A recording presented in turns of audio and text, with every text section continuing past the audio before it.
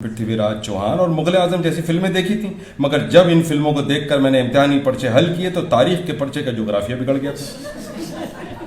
मैंने सारे फिल्मी मुकाले में पर्चे में लिख दिए और अकबर आजम के बारे में मैंने ये भी लिखा था कि अकबर आजम का असल नाम पृथ्वीराज कपूर था। अकबर आजम के 3 बेटे थे जिनका नाम राज कपूर, शम्मी कपूर और शशि कपूर।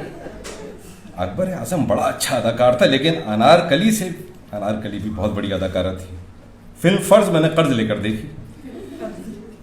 जब तक बैचलर था तो मेरा ज़्यादा वक्त फिल्में देखने ही में गुजरता था। उन फिल्मों को देखकर अक्सर मेरे दिल में ये तमन्ना जागती थी कि अपनी भी एक हीरोइन हो जिसका बाप लखपति हो और मैं उसके बाप के कारखाने में मजदूर बनकर जाऊं और तरक्की करते करते उसका दामाद बन जाऊं। क्योंकि फिल्मी कारखानों में मजदूर जब बहुत ज़्यादा तरक्की करता है तो दामाद बन जाता है। फिर कोई ऐसा मौका आए जब मैं अपनी हीरोइन की जान बचाने के लिए समंदर में कूद पड़ूं, अगरचे मुझे तैरना नहीं आता, हमारा एक विलन भी हो जिसे ये ताकीद कर दी जाए कि मैं उसे चाहे कितने ही घूंसे मारूं, मारता चला जाऊं, वो जवाब में मुझे घूंसा ना मारे। फिर खुदा की करनी कुछ ऐसी हुई कि मेरी हीरोइन की शादी विलन से तय पा जाए। मैं ऐन शादी के वक्त मंडप में पहुंचकर ऐलान कर दूं कि ठहरो, ये शादी नहीं हो सकती। किस्सा मुख्तसर, मेरे दिल में ये तमन्ना जागती थी कि मैं भी पुलिस की मदद से अपनी शादी कराऊं, मगर ऐसा ना हो सका। चार और नाचार मैंने एक ऐसी लड़की से शादी कर ली जिसकी सूरत किसी फिल्म की एक्स्ट्रा गर्ल के लिए भी मौजू नहीं हो सकती थी। मगर मुझे क्या मालूम था कि ये एक्स्ट्रा गर्ल भी अपने आप को हीरोइन समझती है। मुझे बाद में पता चला कि उसने भी बहुत से ख्वाब देखे थे। उसके दिल में भी कभी ये तमन्ना जागी थी कि कोई उसे समंदर में डूबने से बचाए, कोई पुलिस की निगरानी में उससे शादी करे। मगर अब वक्त निकल चुका था, क्योंकि हमारी शादी तो हो चुकी थी। वो हमेशा मुझसे इस बात पर लड़ती कि मैंने शादी से पहले उसे एक बार समंदर में डूबने से क्यों नहीं बचाया। मैं उसे मनाने के लिए कहता, मेरे पुराने सपनों की पुरानी रानी, तुम उदास क्यों होती हो? मैं तुम्हें अब भी समंदर में डूबने से बचा सकता हूं। यकीन ना आए तो इसी वक्त मेरे साथ चलो और समंदर में छलांग लगा कर देखो। ये ठीक है कि हमारी शादी पुलिस की निगरानी में नहीं हुई, लेकिन शादी के बाद ऐसे अनगिनत वाकया हुए कि जब मुझे उसूलन पुलिस वालों को बुला लेना चाहिए था।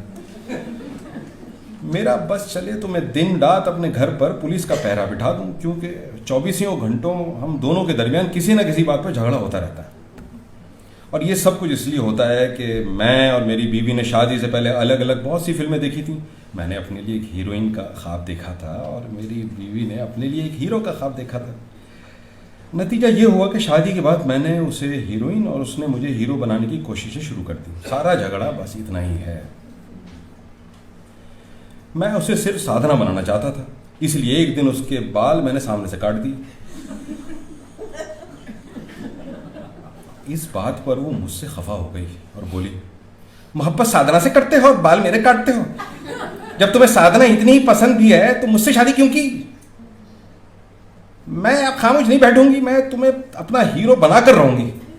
यह कहकर उसने कैंची उठाई और मेरे भी थोड़े से बाल सामने से काट दिए। मैंने चीख कर कहा, अरे ये क्या कर रही हो? वो बोली, कुछ नहीं, तुम्हें दिलीप कुमार बना रही हूं। गंगा जमुना में दिलीप कुमार के बाल ऐसे ही तो थे। इसके बाद मुझे ये हिदायतें दी गई कि मैं आइंदा से दिलीप कुमार की तरह चलूं, दिलीप कुमार की तरह मुस्कुराऊं, दिलीप कुमार की तरह बात करूं, दिलीप कुमार की तरह खांसूं, दिलीप कुमार की तरह सिगरेट पीऊं, यहां तक कि बीमार पड़ूं तो दिलीप कुमार की तरह आएं भरूं। इसके बाद मेरी हर हरकत पर कड़ी नजर रखी जाने लगी। अगर मैं दिलीप कुमार के बजाय मनोज कुमार की तरह खांसता तो वो मुझ पर बरस पड़ती। एक दिन मैं गलती से राज कपूर की तरह सिगरेट पी रहा था। मेरी बीवी ने मुझ पर बर्तन फेंकने शुरू कर दिए। मैंने चीख कर पूछा, मोहतरमा, जब दिलीप कुमार को कोई औरत मारती है तो वो क्या करता है ताकि मैं भी ऐसा ही करूं? वो बोली, क्या तुमने फिल्म राम और श्याम में दिलीप कुमार को अपनी मां के हाथों मार खाते नहीं देखा? अब भी वैसे ही करो। और मैं बंदरों की तरह उछलने कूदने लगता। चंद दिनों तक तो मैं खामोशी से दिलीप कुमार बनने की अदाकारी करता रहा। एक दिन मैं घर में आराम से बैठा था कि मेरी बीवी ने अचानक मेरे खासे हाथ के अतराफ पट्टी बांध दी। मैंने पूछा, मेरे हाथ को क्या हुआ है जो तुम पट्टी बांध रही हो? वो बोली, बहुत दिनों बाद आज मॉर्निंग शो में फिल्म दीदार देखकर आ रही हूँ। इसमें दिलीप कुमार के हाथों पर ऐसी पट्टी बंधी है। इसके बाद ये मामूल बन गया। अगर किसी फिल्म में दिलीप कुमार के सर पर पट्टी बंध जाती तो लाजमन मेरे सर के अतराफ भी पट्टी बांध दी जाती। अगर दिलीप कुमार किसी फिल्म में लंगड़ा कर चलते तो मैं अपने पाँव की खैरियत की दुआएं मांगता। मेरा घर मेरा नहीं, दिलीप कुमार का घर नजर आने लगा। मेरी सारी तस्वीरों फिल्मों में से निकाल दी गई। घर में जगह जगह दिलीप कुमार के कैलेंडर लगाए गए। कभी मुझे सूट पहना दिया जाता, कभी धोती पहनाई जाती, कभी डाकुओं का लिबास पहना दिया जाता और कभी मजदूर का लिबास। मैं अपने घर में सिर्फ दिलीप कुमार की डमी बनकर रह गया था। कई दिनों तक ये सिलसिला चलता रहा। एक दिन अचानक ये इत्तला मिली कि दिलीप कुमार ने सायरा बानो से शादी कर ली। मैं बहुत खुश हुआ। मैंने कहा, अपनी बीवी से कहा, मोहतरमा मुझे भी अपनी गुलामी से आज़ाद कीजिए ताकि मैं किसी सायरा बानी से शादी कर लूँ। वो बहुत उदास हो गई, मगर उसने फिर भी गुस्से से कहा, मैं तुम्हें हरगिज़ आज़ाद नहीं करूँगी। दिलीप कुमार से उसकी बेवफाई का बदला लेकर रहूँगी, लिहाजा आज से मैं तुम्हें राजेश खन्ना बनाना शुरू कर दूँगी।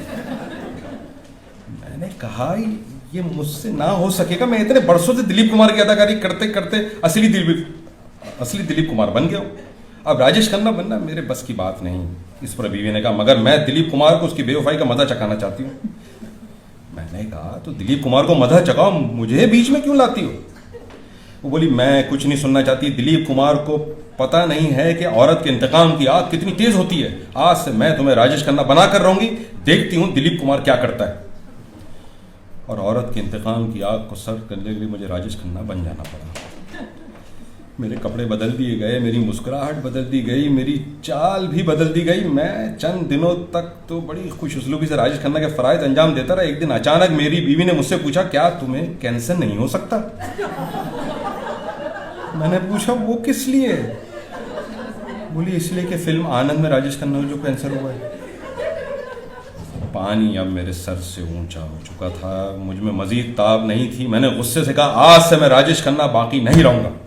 हीरो बनने की कोशिश बहुत हो चुकी, आज से मैं परान बनूंगा ताकि विलन बनकर तुम्हें सीधे रास्ते पर ला सकूं। यह कहकर मैंने एक विलन की तरह हंटर उठा लिया और बोला, आज से मैं खुद तुम्हें निरूपा राय बनाऊंगा। धार्मिक फिल्मों की हीरोइन जो हमेशा अपनी पति का मान रखती है, जो अपनी पति से मार खाकर भी वफादार रहती है, रोमानी फिल्मों की हीरोइन मुझे नहीं चाहिए। वो मजीद कुछ कहना चाहती थी, मगर मेरे हाथ में हंटर देखकर खामोश हो गई और चुपचाप बावर्ची खाने में चली गई। वो दिन और आज का दिन मैंने फिर कभी अपनी बीवी को फिल्म देखने की इजाज़त नहीं दी, क्योंकि अब मैं सचमुच परान बन गया हूँ और मेरी बीवी निरूपा राय बन गई। सच पूछिए तो दिलीप कुमार और साधना सिर्फ फिल्मी अदाकार हैं और परान और निरूपा राय हकीकी ज़िंदगी के असली और अज़ली किरदार हैं। बहुत शुक्रिया।